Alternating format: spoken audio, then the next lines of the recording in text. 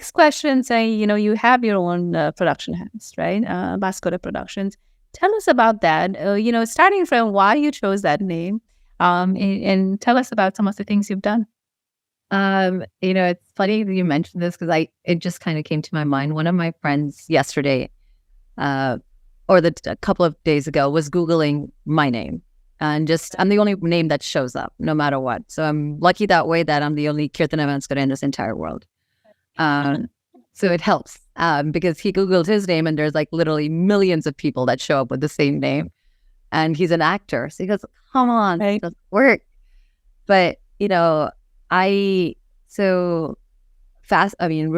I guess, the first film in Nepal being sanctioned by my grandfather, Narayan Prasad Banskota, who was the minister at the time in the Mohinder Sashin. I never kind of connected that. And then, I've just been this very proud little Banskota girl growing up. I didn't really get much time in Kathmandu, unlike my cousins and my siblings. I went to boarding school in India. But I've always known that my identity is, I'm very proud to have that last name.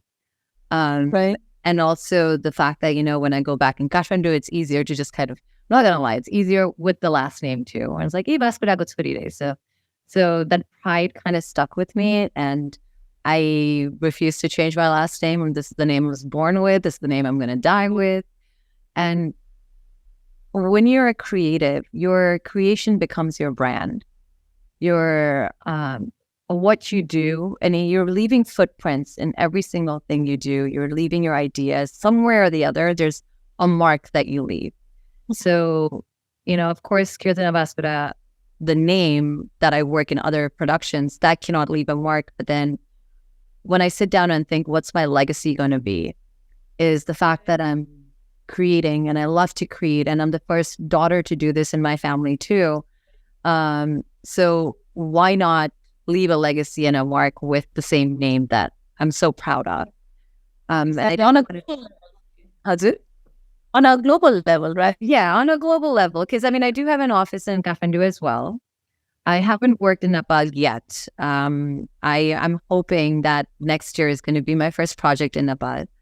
But I really wanted to put a stamp, really wanted to grow. And Austin has been so kind to me. So it's also funny, Nepali, of course, we say Banskota, and then with the na, because of the Chandra here, it's Banskota. So every time someone asks me, how do you pronounce your last name?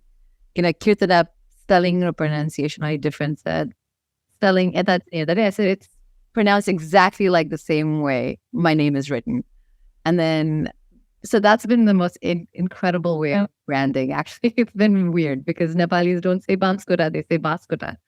So now I have to figure out a way to mesh the branding throughout Nepal and here. That's really the history of, why. And it's really an ode and homage to my grandfather and the legacy he's left behind, and my family, and a thank you to my parents who never questioned the fact that I wanted to go to film school and get a bachelor's in film, and just encouraged me throughout. So it's really hats off to them. And the logo is because my hair usually is always on the side, so that's where the logo comes.